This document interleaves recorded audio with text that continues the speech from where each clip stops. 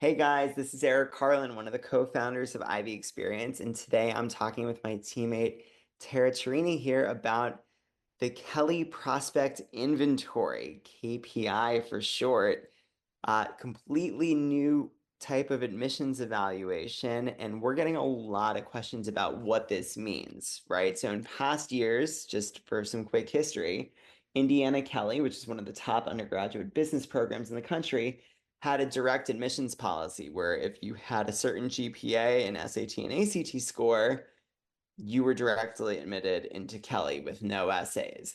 Now they've moved to more holistic admissions, and instead of doing any supplement essays after you submit the Indiana application, if you've indicated Kelley on that application, they send you back this, which is 20 multiple choice questions that they're calling the Kelley Prospect Inventory. And when we were talking about this as a team and all the questions we're getting, Tara was the one who said, "Yeah, I got this." So, first of all, Tara, can you introduce yourself and why you were the one who got this before we start a conversation about this? Awesome. Sure. Hi, I'm Tara. So I'm the one who stepped up because of the members of the team. I'm the one with extensive background in psychology. It was my major, it's what my degree is in, and I have a lot of experience developing what we call inventory assessment, which is essentially what the Kelley Prospect Inventory is. Um, Anybody who's looked at it will immediately clock it as a kind of personality test. And it is to some extent, but there's also other things that it intends to assess, which is what this whole conversation is going to be about. So I'm excited to talk about it. Yeah, and we're gonna keep this, short and concise and helpful for everyone today, which means I'm just gonna open with a big question. Tara, what exactly are they trying to achieve here? If you were gonna give one piece of advice, one thing I need to know before I sit down and fill this out, what should I be keeping in mind? The most important thing really is authenticity and consistency. I can get into the nerdy stuff about the evaluation later if you'd like, but the most important thing students need to know is they want to know that you have clear goals and a clear vision of the future. That when you are applying for Kelley, that you know what you want and you're motivated to go for it. Most of the questions revolve around four of their primary domains, things like your attitudes about performance, collaboration, your personal initiative, your attitudes towards innovation. These are all things that Kelley values very highly. And so it's part of what they are assessing in this inventory is your feelings towards these topics. So be true to yourself. Don't really try to game the inventory. We can talk later about, some general tips and tricks, but be true to yourself and be consistent with your responses. That's the most important thing.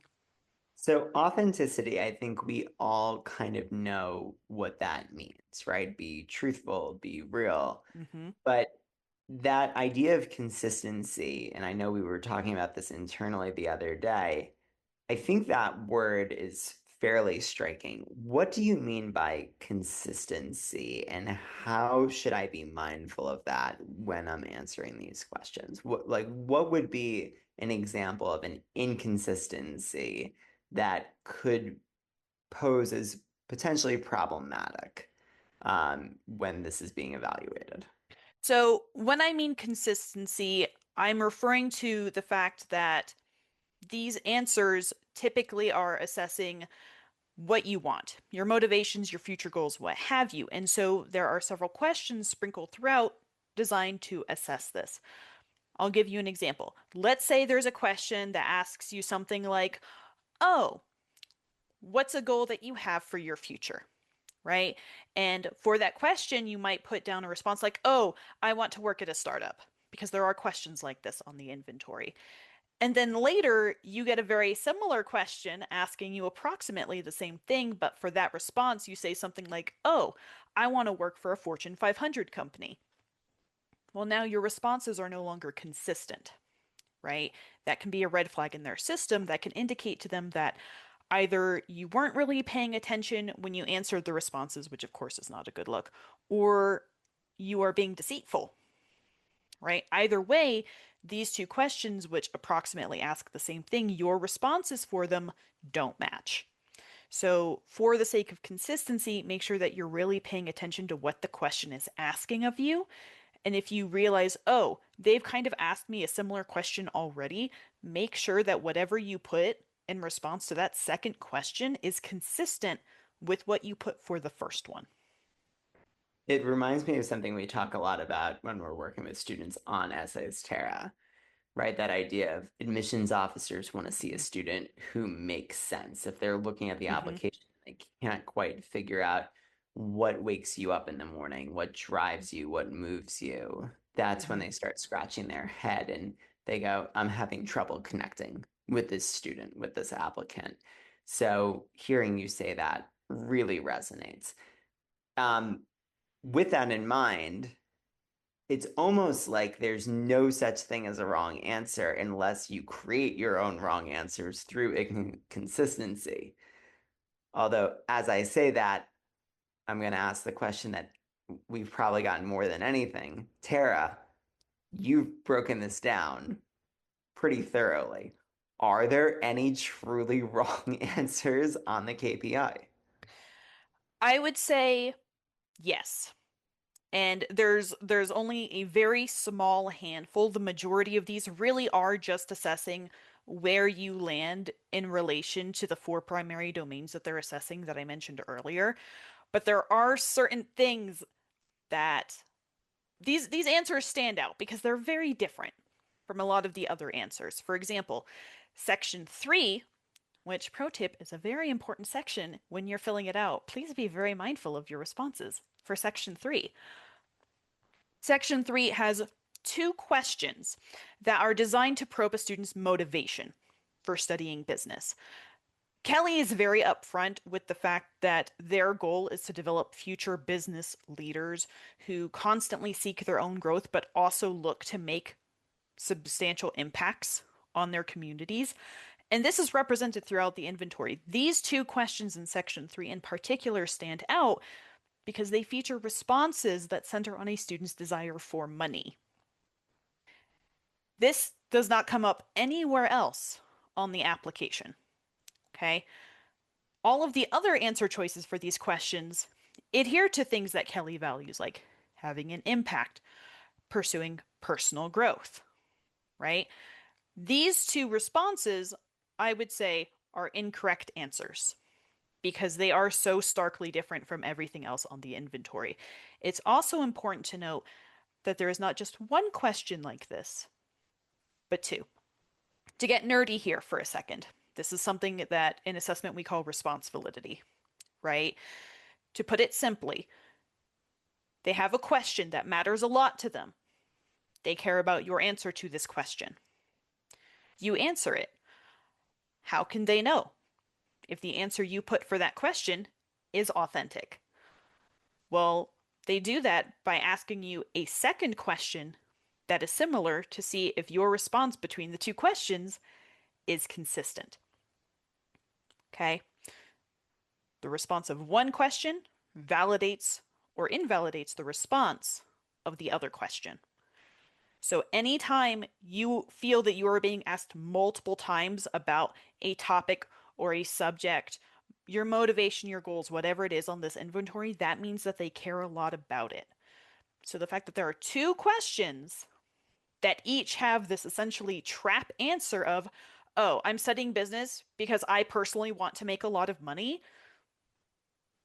I would suggest probably don't pick those responses.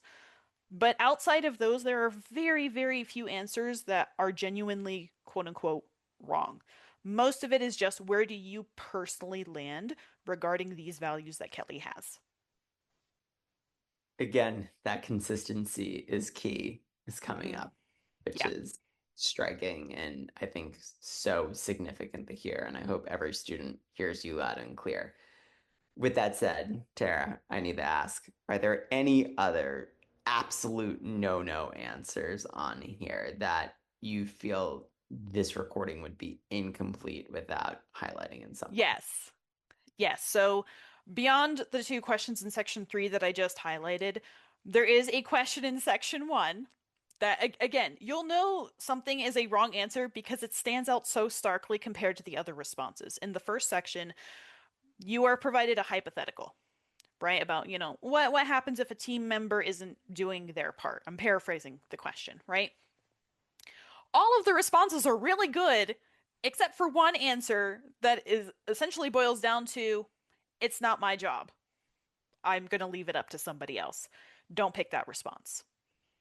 And you will be able to see when for any students who will take it, if you get to this question, you'll see all the other responses. Very good, very thoughtful, demonstrates collaboration, maturity, leadership. And then this response, it stands out. It abdicates responsibility. It does not show any sense of teamwork or leadership or any motivation. Please do not pick that response. That's a bad response. Just to play devil's advocate here, before we get to our last overarching question. I hear you, Tara, right?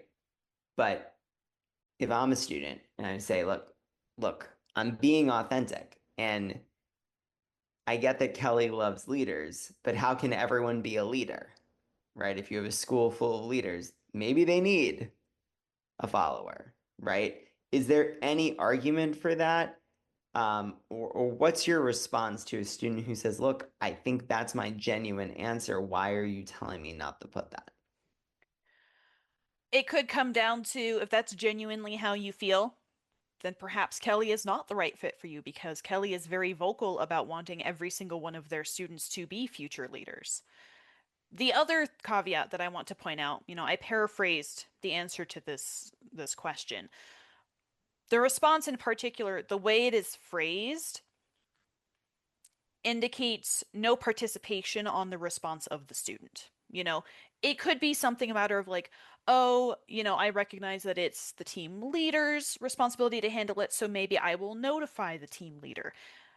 But any component of you taking action, even to bring it to the attention of the team leader, is conspicuously absent from this response. It is a completely passive, I will not engage, I will do nothing response, which is what makes it an incorrect answer. You never want to pick something that indicates you will do nothing. Great response. So the last overarching question, Tara, if you had to guess, right? Obviously, we know you're not in the admissions room, right? Having these Mm-hmm. conversations. But they obviously made a very intentional choice to use this year instead of supplement essays or any other, you know, evaluation factor. What do you think that the Kelley admissions officers are hoping to achieve with the KPI? Yeah. Well, like you said, without being able to see, peek behind the curtain and see their scoring criteria, it's impossible to say for certain. But the questions on the inventory, particularly those that, have response validity with other questions, seem angled to assess two things about a student. One, do they have a clear goal regarding their future in business in mind? And two, are they motivated to pursue that goal? As long as you are a student who has a clear goal in mind and you are motivated and you are authentic and consistent on the response, I don't think you have anything to worry about, right? Overall, it just seems to design to determine the extent to which a student aligns with Kelley's values. So if they do, they don't need to worry. Just don't try to game the system. That's what those responsibility questions are designed to catch. So don't even try. Be true to yourself. So you see little upside with KPI answers, but you can imagine downside. It really depends on how they're going to do the scoring. What I would imagine is, you know, if I were to do this, right? So giant disclaimer there, obviously I'm not a part of their admissions team, but if I were to create an inventory like this, what I would be looking for is students who tend to pick answers that would either be considered incorrect, like the ones we talked about earlier, or again, demonstrate a lack of motivation a lack of clear idea. There's one question that asks something along the lines of, where do you see yourself in 10 years? And one of the responses is, I'm not sure. It's not necessarily that that's a wrong answer, but it does indicate that a student has maybe not has thought long term about where they want to be in business. So it will probably have some measure of impact on a student's admission. But again, the vast majority of the questions don't have a wrong answer. It might assess whether or not you prioritize innovation over collaboration, or whether or not you prioritize the performance of your company over, your personal success or anything like this. And none of these are necessarily negative or bad in and of themselves. It just gives Kelley more information about where you as a potential student fit into the student body. Thanks, Tara. Really appreciate it and really Of appreciate your course. deep dive into all of this. We hope this is helpful, everyone. And of course, if you have any questions, don't hesitate to email or call us. We are looking forward to continuing to support all of you.